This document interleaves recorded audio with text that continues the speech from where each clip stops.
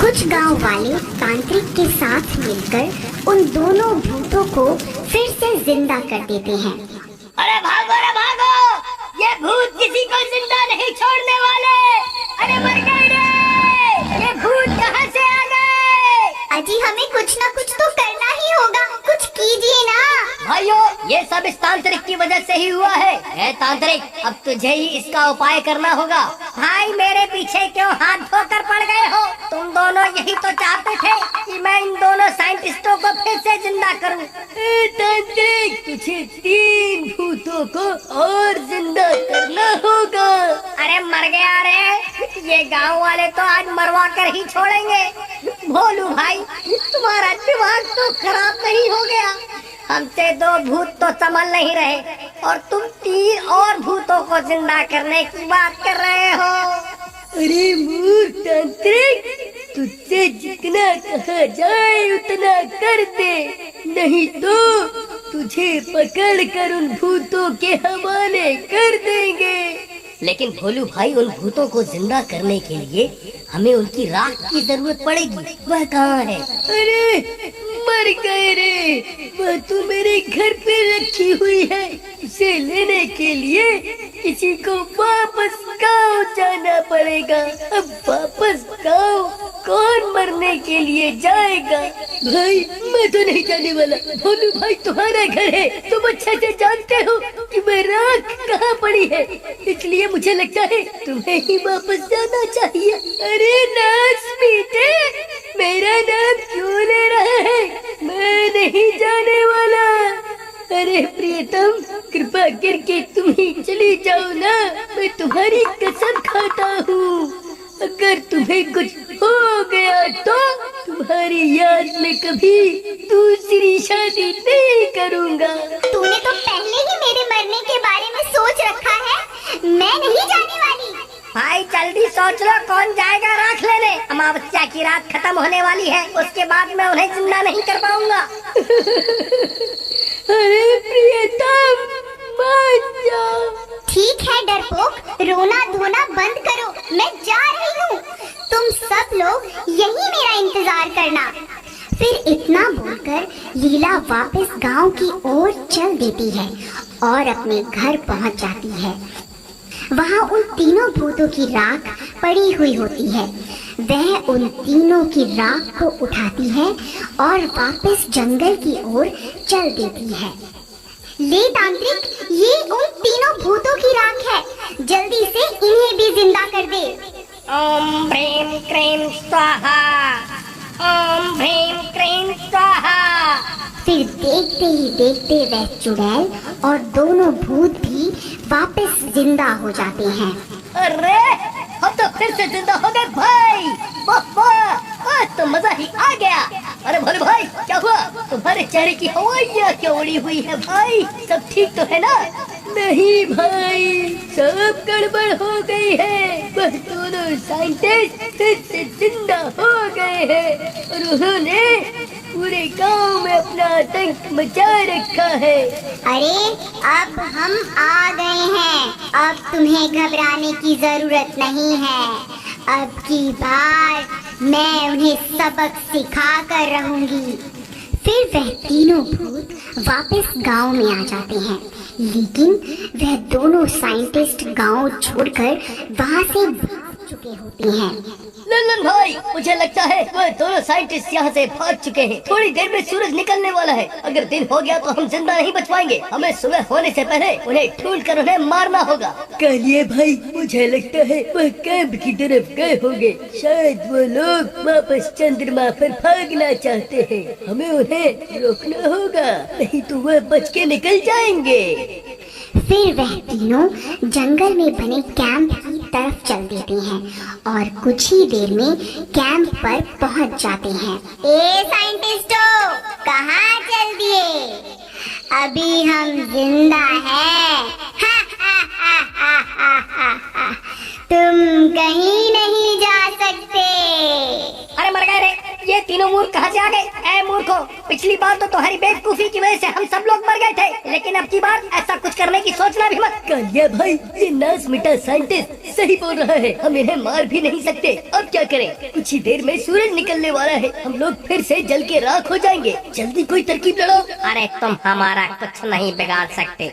भाइयों, मुझे लगता है कालिया और लल्लन मिलकर भी उन दोनों भूतों को मार नहीं सकते।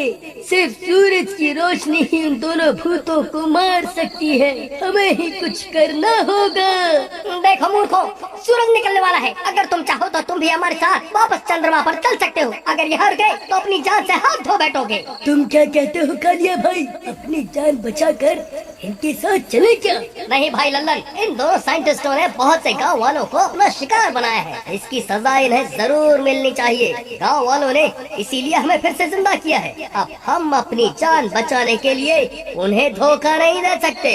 राजा जी, आप देवर जी को लेकर चंद्रमा पर चले जाइए, मैं इन दोनों को पकड़ के रखती हूँ। नहीं भाभी जी, आप पहले भी अपनी कुर्बानी दे चुकी हैं, अब की बार नहीं।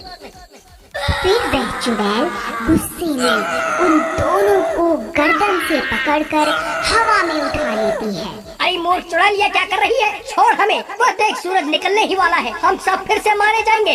अरे मूर्ख चुड़ैल, छोड़ दे। फिर वह दोनों साइंटिस्ट खुद को उस चुड़ैल से छुड़वाकर सीधा रॉकेट की तरफ दौड़ पड़ते हैं। अरे भागो रे भागो, अपनी जान बचाकर भागो, सूरज निकलने ही वाला है। अरे भागो रे भागो।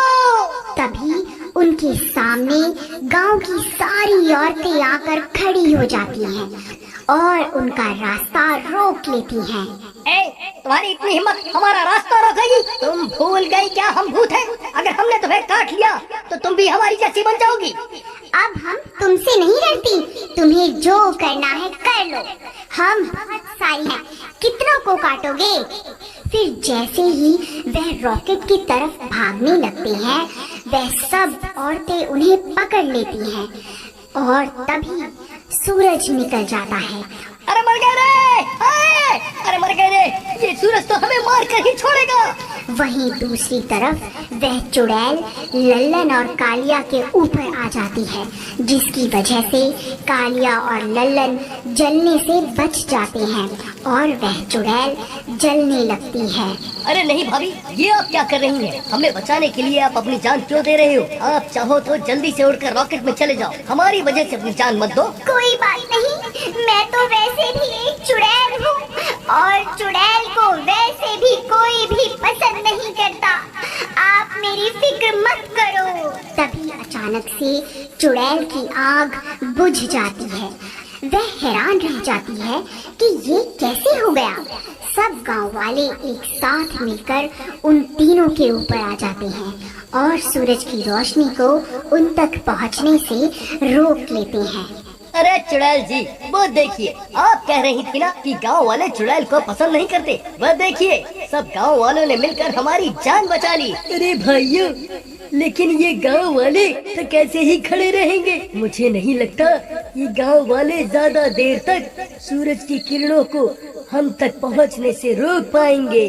तभी सूरज की कुछ किरणें उन तक पहुंचने लगती हैं और वह जलने लगते हैं। अरे मर गए रे! अरे कालिया भाई, मुझे नहीं लगता आज हम बच पाएंगे। ये सूरज हमें नहीं छोड़ने वाला। नीला, आखिर हम कब तक इस सूरज की किरणों को रोकेंगे? हे सृष्टि के पालनहार, हे केशव, हमारी मदद कीजिए। हे द्वारकाधीश, अब बस आप ही का सहारा है, कृपा करके हमारी मदद कीजिए। तभी देखते ही देखते जोरों से हवा चलने लगती है और आसमान में काले बादल छाने लगते हैं और देखते ही देखते काले बादल सूरज को अपनी आगोश में ले लेती है। अरे वाह लीला, वह देखो, भगवान ने तुम्हारी सुन ली। वह देखो, सूरज बादलों के पीछे छुप गया। अरे भाई लल्लन, ये अंधेरा कैसा हो गया? ये तो चमत्कार ही हो गया। वाह वाह, हम तो बच गए। देखिए लल्लन, तेरी लीला सच में अपराध है। तेरा लाख लाख शुक्र है। कालिया भाई ज्यादा खुश मत हो, अभी रात नहीं हुई है। ये बस कृष्ण भगवान का चमत्कार है जो सूरज बादलों के पीछे छुपा हुआ है। तुम जल्दी जाओ और रॉकेट में चढ़कर यहाँ से निकल जाओ। तुम सही कहते हो भाई, हमें ज्यादा देर नहीं करनी चाहिए। फिर वह तीनों रॉकेट में बैठ जाते हैं और रॉकेट चंद्रमा की तरफ रवाना हो जाता है। अगर ये कहीं ना कहीं आपके दिल को छुई हो तो लाइक जरूर कीजिएगा और कमेंट में बताइएगा कि आपको ये सीरीज कैसी लगी। Thanks for watching.